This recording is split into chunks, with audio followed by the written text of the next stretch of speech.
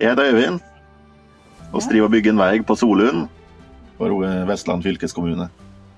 Altså startet nå, for 2 måneder siden. Skal være ferdig på et års tid.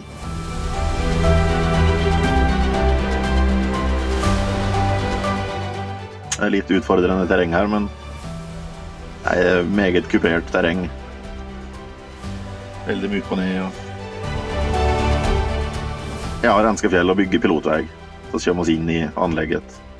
Så må man jo få med seg alt i rett rekkefølge.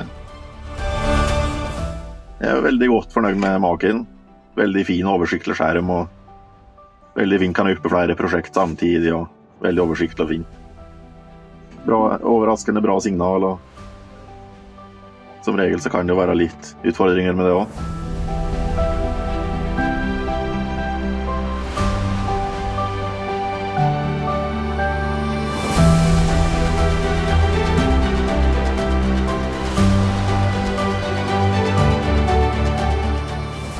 Nei, men det virker nok bra.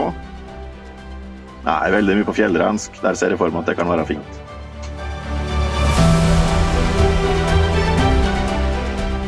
Det blir jo lettvint å logge, og mye mer nøyaktig logging. Det er jo for å få per kubikk da. Dokumentere mye bedre, ja.